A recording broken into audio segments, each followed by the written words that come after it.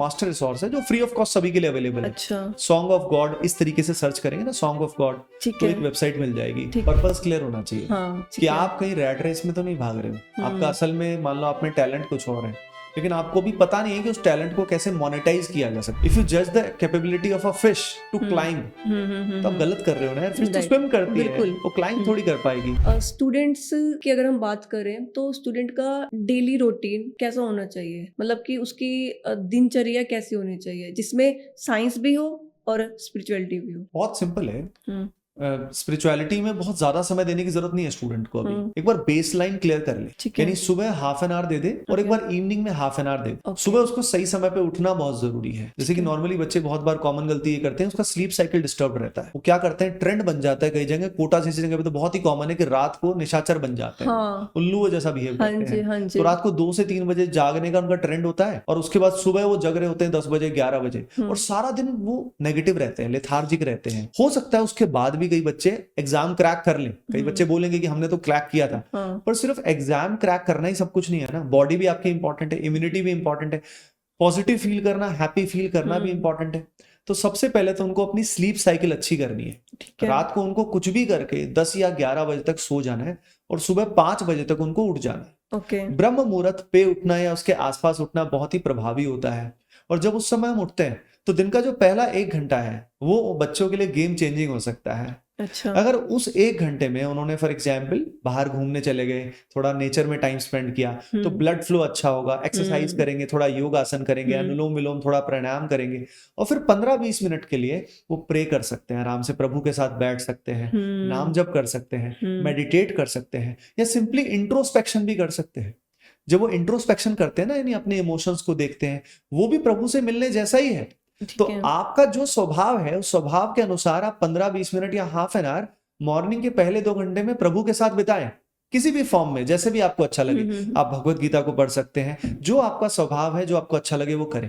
ठीक है। जैसे ही अब आपका ये बेस अच्छा होना शुरू हो जाएगा, आप नाम जब शुरू करेंगे, आप प्रभु से जुड़ेंगे, तो दिन में नेचुरली आपके आचरण पवित्र होने शुरू होंगे। प्लस अब इसके बाद सब बच्चों का रूटीन अलग अलग होता है, कुछ स्कूल जाते हैं, कुछ कोचिंग जाते हैं, सबका अलग अलग है। वहां पे वो जब जो करें उसी पे उनका ध्यान होना चाहिए। फोन का यूज मिनिमाइज करना चाहिए जहां पे उनकी नीड नहीं, क्योंकि बच्चे आजकल एक कॉमन सब बच्चे आजकल सबसे कॉमन गलती यही करते हैं, वो सोचते हैं कि फोन से पढ़ाई करेंगे, फोन से पढ़ाई करेंगे।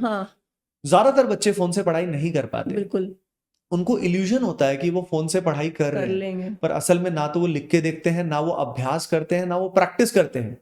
और वीडियोस देख देख के उनको सूडो इल्यूजन होता है कि भाई मेरा पढ़ाई हो गई, मेरी तैयारी हो गई, फिर एग्जाम में वो फेल जाते हैं, भूल जाते हैं, बिल्कुल रियल वर्क ही नहीं करते हैं। तो उनको अभ्यास पे ध्यान देना पड़ेगा। जितना अभ्यास करेंगे, अभ्यास करने से ही बनेगा। और फोन का यूज उनको मिनिमाइज ही करना चाहिए, तभी उनका लाइफ में कंट्रोल रहेगा।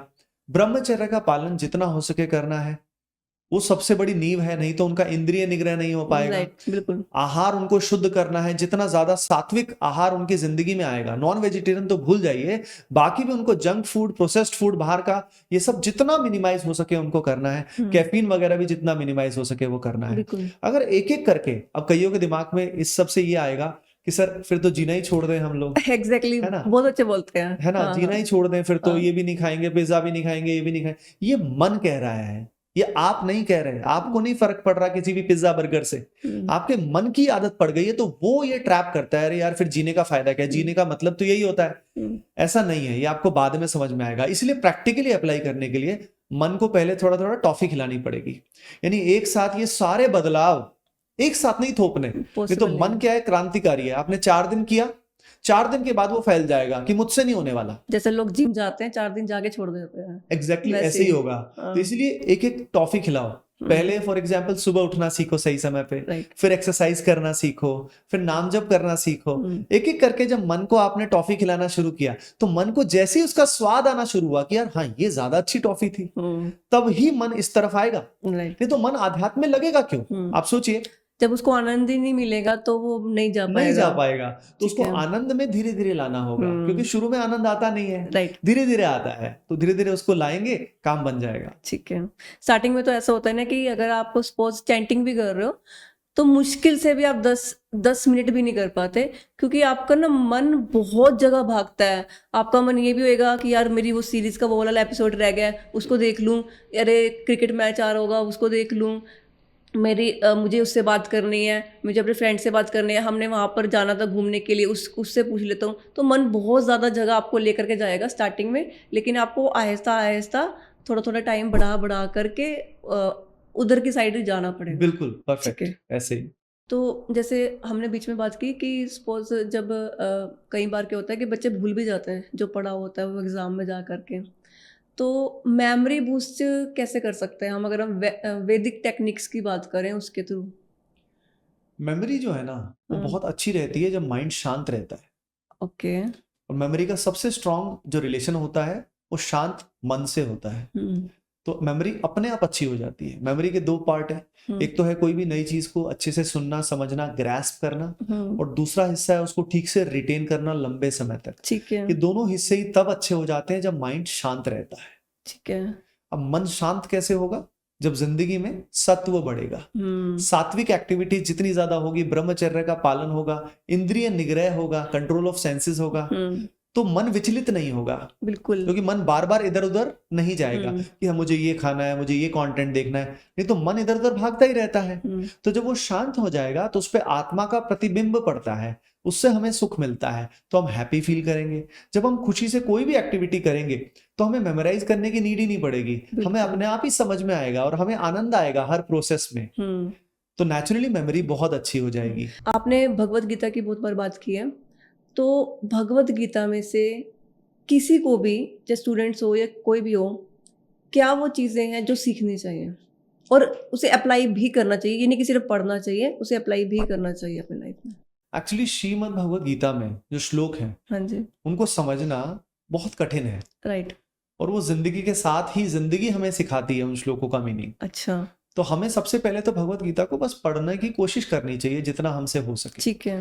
लेकिन नॉर्मली उसके साथ अगर हम किसी से कमेंट्री सुन सके जिनको भगवत गीता का ज्ञान है, जो उस फ्रीक्वेंसीज पे हैं, तो गुरु के साथ समझना हमारे लिए आसान हो जाता है। ठीक है। तो हमें ऐसे रिसोर्स से भगवत गीता को श्रवण करना चाहिए, पढ़ना चाहिए, जहां से हमें थोड़ा समझ में आए और हम रियल लाइफ में उसको अप्लाई भी कर सके। ठीक है। नहीं तो हम शुरू में पढ़ेंगे जरूर, हमें समझ में कुछ नहीं आएगा। तो ये सबसे इंपॉर्टेंट है कि हम एक अच्छे रिसोर्स के साथ उसको पढ़ना शुरू करें, ठीक है। और फिर जिंदगी में तभी उतार पाएंगे जब हम उसको समझ पाएंगे। भगवत गीता के श्लोक जो है ना, वो एडेप्टिव है। यानी जिंदगी में आज आपको उनकी कुछ समझ आई तो कल को वो मीनिंग भी इवॉल्व होता जाएगा। और भगवत गीता में जब भी आप उसको ओपन करेंगे तो कुछ ना कुछ सवालों के जवाब आपको जरूर मिलेंगे ही मिलेंगे। इसमें एक बहुत अच्छा रिसोर्स है जो बच्चों को मैं हमेशा रिकमेंड करता हूँ, स्वामी मुकुंदानंद है। हाँ। स्वामी मुकुंदानंद बहुत ही अच्छे से रियल लाइफ से रिलेट करके भगवत गीता को समझाते हैं, बिल्कुल रियल लाइफ से रिलेट करते हैं। वो खुद IIT और IIM के ग्रेजुएट हैं, और उन्होंने एक वेबसाइट भी बना रखी है, एक बहुत मास्टर रिसोर्स है जो फ्री ऑफ कॉस्ट सभी के लिए अवेलेबल है। अच्छा। सॉन्ग ऑफ गॉड, इस तरीके से सर्च करेंगे ना सॉन्ग ऑफ गॉड, तो एक वेबसाइट मिल जाएगी। उस वेबसाइट पे आपको श्रीमद् भगवत गीता का उच्चारण कैसे करना होता है, वो सही उच्चारण भी मिलेगा, डिफरेंट लैंग्वेजेस में भी मिलेगा आपको, उनके मीनिंग्स भी मिलेंगे, रियल लाइफ से रिलेट करके उनकी कमेंट्री का वीडियो भी मिलेगा। तो आपको वो रिसोर्स मिलेगा। सबको ये पता नहीं है। हाँ, मुझे भी पता चला। हाँ, पर ये बहुत ही अच्छा है क्योंकि उसमें बहुत बेसिक लेवल पे समझा रखा है, रियल लाइफ से रिलेट करके, एग्जाम्पल के साथ। हाँ, क्योंकि हम जीवन में उतारेंगे भगवत गीता को तभी हमारा काम बनेगा। बिल्कुल बिल्कुल। जैसे आज के टाइम पे बच्चे, क्योंकि हर किसी को गवर्नमेंट जॉब चाहिए होती है, तो बच्चे कॉम्पिटिटिव एग्जाम्स की तरफ भागते हैं। 10 लाख बच्चे UPSC के पेपर दे रहे हैं, कोई इधर जा रहा है, कोई उधर जा रहा है।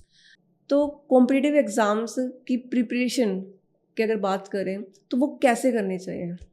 सबसे पहले तो अगेन पर्पस क्लियर होना चाहिए। हाँ, कि आप कहीं रैट रेस में तो नहीं भाग रहे हो। आपका असल में मान लो आप में टैलेंट कुछ और है, लेकिन आपको भी पता नहीं है कि उस टैलेंट को कैसे मोनेटाइज किया जा सकता है, यानी कैसे उसमें करियर बनाया जा सकता है। कई बार हम वो हमें समझ में नहीं आता, और उसी वजह से हम एक कन्वेंशनल नॉर्मल पाथवे जो हमने सुना होता है कि सभी ये करते हैं तो मैं कर लूं, तो एक एवरेज बन जाते हैं। ऐसे बहुत सारे लोग हैं जो मैंने देखा है जिनका म्यूजिक में बहुत इंटरेस्ट रहा है, या सिंगिंग में, या किसी और ऐसी चीज में, एक्टिविटी में, जिनमें वो एक्सेप्शनल थे, पर बिकॉज उनको करियर नहीं पता था कि कैसे बनाना है, कैसे आगे जाना है, वो कन्वेंशनल पाथवे में जा रहे हैं। और इसीलिए लाखों लोग गवर्नमेंट जॉब का प्रिपरेशन कर रहे हैं या IIT की तैयारी कर रहे हैं, लाखों उसी में फरे पड़े हैं क्योंकि उनको बाकी पाथ पता ही नहीं है।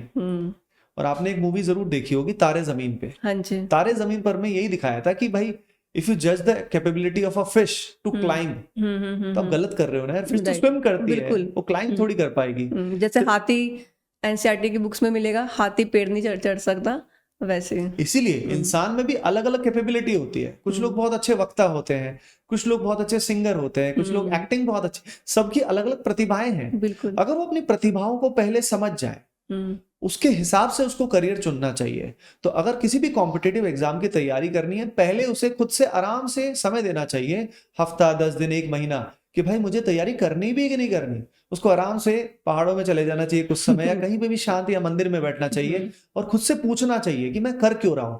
अगर उससे सही में बार बार जवाब हाँ आ रहा है तो उसे करना चाहिए। अगर हम पढ़ाई की बात करें तो एक होगा कि चलो ठीक है, आप कोचिंग ले रहे हो, स्कूल में पढ़ रहे हो, कॉलेज में पढ़ रहे हो, किसी इंस्टीट्यूशन में पढ़ रहे हो, लेकिन सेल्फ स्टडी की अगर बात करें, सेल्फ स्टडी कितना रोल प्ले करती है आपके एग्जाम्स क्लियर करने में? सबसे बड़ा रोल प्ले करती है। अच्छा। सेल्फ स्टडी से ही काम होता है। ओके।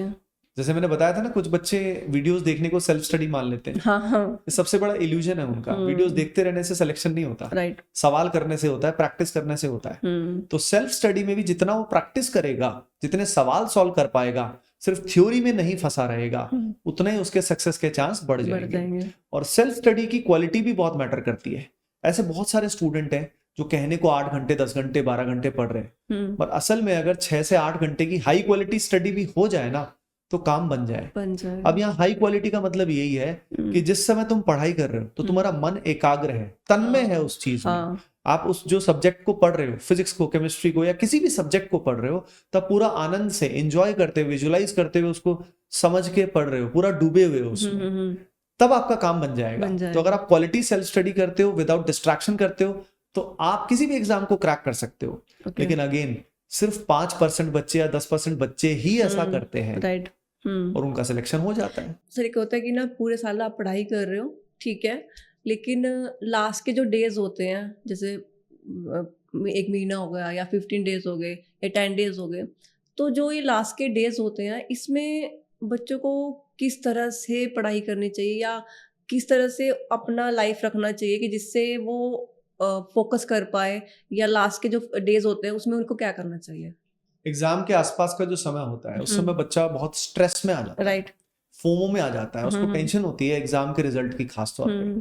तो मन उस समय विचलित इसी बात पे होता है कि अगर मेरा अच्छा नहीं गया तो क्या होगा। तो 50% टाइम तो वही सोचता रहता है कि मेरा अब क्या होगा। दूसरा, जिन बच्चों ने ठीक से तैयारी नहीं की होती, खास तौर पे वो उस रिग्रेट में भी होते हैं, यार काश मैं पहले पढ़ लेता, काश मैं कर लेता, तो वो पुराना रिग्रेट भी उसको चल रहा होता है, फ्यूचर की टेंशन भी होती है, तो वो बेचारा और कुछ नहीं कर पाता। यानी आज वो मान लीजिए 1 घंटा अच्छे से पढ़ सकता था, इफेक्टिवली वो उसका भी 30% ही ठीक से पढ़ पाता है। तो असल में पहले तो उसको ये समझना पड़ेगा आराम से, शांति से बैठ के, कि भाई तेरे पुराना सोचने से या फ्यूचर के एक्सपेक्ट करने से कुछ नहीं होने वाला, तेरा नुकसान ही होगा। जब उसको ये समझ में आ जाएगा तो वो प्रेजेंस पे फोकस करना शुरू कर देगा कि भाई मस्ती से मैं अभी जितना मजे मजे में कर पाऊंगा उतना बेहतर है। तो उनको शांत रहना सबसे जरूरी है। अगर वो उस समय शांत रहते हैं असल में, तो उनका नेचुरली रिवीजन भी हो जाएगा, सारा काम उनका बन जाएगा, कोई टेंशन वाली बात नहीं।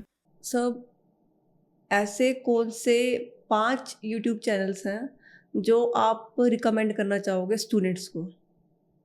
अगर मैं स्टूडेंट्स की बात करूं तो उनको YouTube चैनल, एक तो साधन पथ है, जो महाराज जी का, प्रेमानंद महाराज जी का साधन पथ है। उस चैनल में क्लिप्स आती हैं महाराज जी की, जिसमें स्टूडेंट से रिलेटेड भी बहुत सारी क्लिप्स आती है, समझ गई, वो उनको देखनी चाहिए। ठीक है। उसके अलावा दूसरा एकांतिक वार्तालाप वाला जो चैनल है भजन मान, हाँ जी, वो स्टूडेंट्स को बीच बीच में जो उनसे रिलेटेड क्वेश्चंस है वो उनको जरूर सुनने चाहिए। ओके। ये 2 चैनल्स उनको जरूर फॉलो करने चाहिए। आई थिंक इन्हीं से उनको सत्संग मिल जाएगा, और यही काफी है, 2 चैनल्स इनफ है। अगर इनको फॉलो करते हैं प्रॉपरली तो उनका काम बन जाएगा, उनमें सद्बुद्धि आ जाएगी, उनका मन पवित्र होगा, और जब वो प्रेमानंद महाराज को सुनेंगे तो उनके शब्दों का प्रभाव है डायरेक्ट हृदय पे पड़ता है, और आपके पाप नष्ट होना तुरंत शुरू हो जाते हैं। उनकी वाणी से ही पाप नष्ट होना शुरू हो जाते हैं। तो ये 2 चैनल्स अगर वो फॉलो करते हैं तो उनकी जिंदगी बदलना 100% तय है। ठीक है। तो सर इसी नोट पे हम आज का ये पॉडकास्ट से एंड करते हैं। बिल्कुल।